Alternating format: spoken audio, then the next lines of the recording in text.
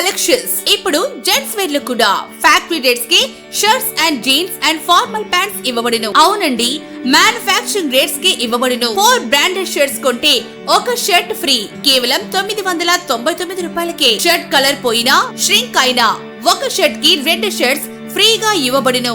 1100 రూపాయల విలువ గల బ్రాండెడ్ జీన్స్ కేవలం 550 రూపాయలకే. ఫార్మల్ ప్యాంట్స్ 299 రూపాయలకే. Proprietor Siri ladies and gents collections 10 rupees shop దగ్గర ఎల్పి రోడ్ దర్శి.